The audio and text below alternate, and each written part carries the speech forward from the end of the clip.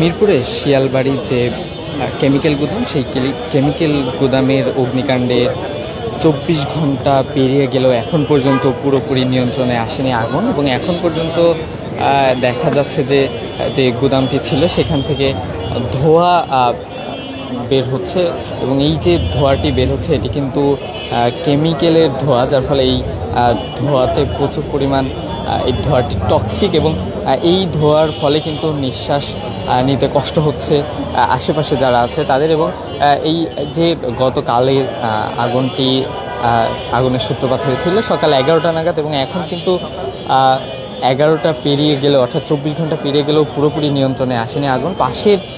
তবে পাশের যে কি ভবন ছিল, গার্মেন্টস ভবন, সেখানেও কিন্তু এই কেমিক্যাল গোদামের অগ্নিকাণ্ডের সূত্রপাতের পরে সেটি ছড়িয়ে পড়ে সেই গার্মেন্টসে, এবং সেখানেই কিন্তু সেই ভবনটির আগুন নিয়ন্ত্রণে আনা হয়েছে। এবং সেখান থেকে কিন্তু সর্বশেষ যে তথ্য জানিয়েছে ফায়ার সার্ভিস, সেখান থেকে 16টি মৃতদেহ শনাক্ত এবং উদ্ধার করা গেছে, যেগুলো কিন্তু গতকালই ঢাকা মেডিকেলের বার্ন ইনস্টিটিউটে পাঠানো হয়েছে, এবং এই মুহূর্তে কিন্তু সেই মৃতদেহগুলো কিন্তু সেখানেই আছে, এবং বাজেভাবে কিন্তু যে দেহগুলো ছিল সেগুলো পুড়িয়ে যাওয়ার ফলে কিন্তু তাদেরকে শনাক্ত করা যাচ্ছে না, এবং তাদেরকে আজকে ডিএনএ টেস্ট করার পরে কিন্তু তাদের যে স্বজনরা আছে তাদের কাছে ফিরিয়ে দেওয়া হবে যে মৃতদেহগুলো আছে সেগুলো। এবং তাছাড়া কিন্তু গার্মেন্টস ভবনের চতুর্থ তলা, অর্থাৎ ছাদে কিন্তু একটি টিন শেডের একটি রয়েছে, সেখানে কিন্তু তালাবদ্ধ থাকায় ফায়ার সার্ভিসের কর্মীরা জানিয়েছে যে সেখানে কিন্তু তারা প্রবেশ করতে পারেনি এখন পর্যন্ত।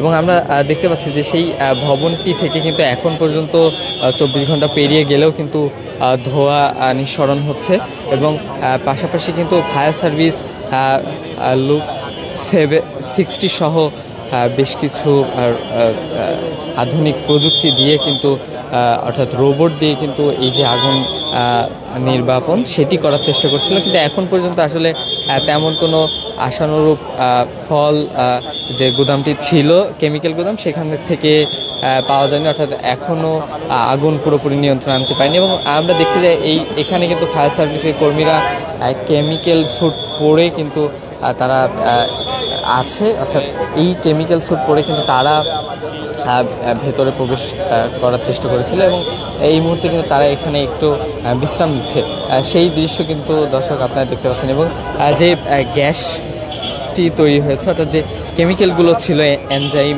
ব্লিচিং পাউডার সহ, সল্ট সহ বেশ কিছু ধরনের যে কেমিক্যাল ছিল, যার ফলে কিন্তু যে পানি দিলে কিন্তু ধোঁয়াটা বেশি সৃষ্টি হচ্ছে, এবং পাশাপাশি যে বেশ কিছু কেমিক্যাল এখন পর্যন্ত শনাক্ত করতে পারেনি ফায়ার সার্ভিসের কর্মীরা, যার ফলে কিন্তু তারা যে অ্যান্টি কেমিক্যাল সেটি কিন্তু তারা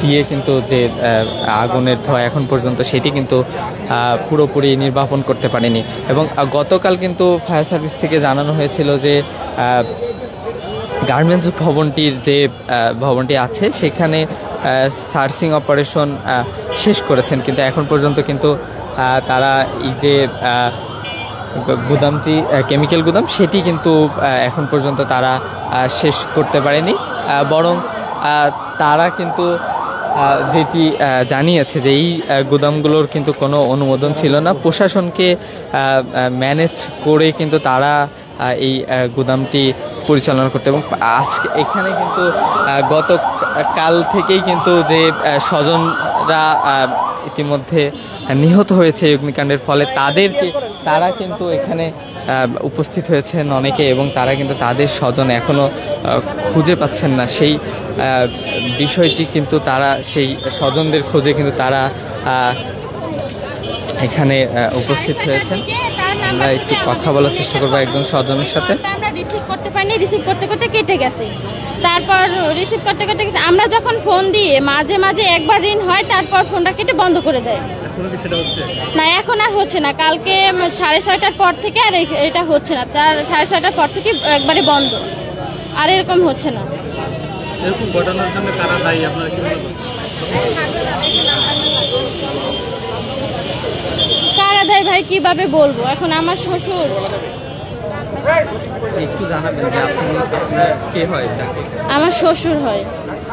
সর্বশেষ কখন কথা হয়েছে? তার সাথে সর্বশেষ আমার শাশুড়ি ফোন দিছিল, ফোন দেওয়ার পর বলছিল, সে মানে চিৎকার পেরে কাঁদতেছিল আর বলতেছিল আল্লাহ বাঁচাও বাঁচাও, এরকম বলে কাঁদতেছিল। আমার শাশুড়ি এরকম কথা শুনে তারপর ফোনটা মানে কেটে যায়। কেটে যাওয়ার পরে সে এই জায়গায় আস্তে আস্তে ফোন দেয়, ফোনটা আমার শ্বশুরের ফোনটা বন্ধ হয়ে যায়। তারপর থেকে আমরা কোনো খোঁজ পাইনি। তারপর এই জায়গা থেকে নাকি আহত নিহত লোকগুলা ঢাকা মেডিকেলে নেওয়া হয়েছে তারা বলছে। তারপর আমরা গেছি, যাওয়ার পরে ওই জায়গায় আমাদের মানে আহতভাবে বা নিহতভাবে কোনোভাবেই আমরা লোক পাইনি, আমার শ্বশুরকে পাইনি। আপনার শ্বশুর কোথায় কাজ করতো বা চাকরি করতো কোথায়? এই যে বিল্ডিং এ আগুন লাগছে অপোজিট সাইডে 3 তলায় কাজ করতো। গার্মেন্টস? হ্যাঁ গার্মেন্টসে ছিল। উনি ওখানে উপস্থিত ছিল? হ্যাঁ ওই জায়গায় ছিল। ওনার খোঁজ মেলেনি? না এখনো ওখানে খোঁজ মেলেনি। আচ্ছা, কালকে কখন উনি বাসা থেকে বের হয়েছিল এবং আপনারা খবর পেয়েছিলেন কখন? আমরা মানে আগুন যখন লাগছে তার সাথে সাথে আমাদের বাসা থেকে এই জায়গা দেখা যায়, আমাদের ছাদ থেকে এই জায়গা দেখা যায়। আমি দেখে তারপর এই জায়গায় মানে আসছি, দেখে তারপরে এই জায়গায় আসছি, মানে সাথে সাথেই আমরা চলে আসছি। আমার শাশুড়ি সেই সাথে সাথেই আসছে। এখানে ঘটনাটা কি? দর্শক, আমরা দেখতে পাচ্ছি যে ফায়ার সার্ভিসের একটি টিম কিন্তু তারা কেমিক্যাল স্যুট পরে এবং অক্সিজেন সিলিন্ডার নিয়ে কিন্তু তারা প্রস্তুতি নিচ্ছে এবং এখনই কিন্তু তারা যে কেমিক্যাল অর্থাৎ রাসায়নিক দ্রব্যের গুদামতে আছে সেখানে প্রবেশ করবে এবং সেইটি কিন্তু আমরা দেখতে পাচ্ছি। তো এই ছিল আসলে যে মিরপুরে শিয়ালবাড়ির 5 নম্বর সড়কের অগ্নিকাণ্ডের সর্বশেষ পরিস্থিতি। সাথে থাকার জন্য সবাইকে ধন্যবাদ।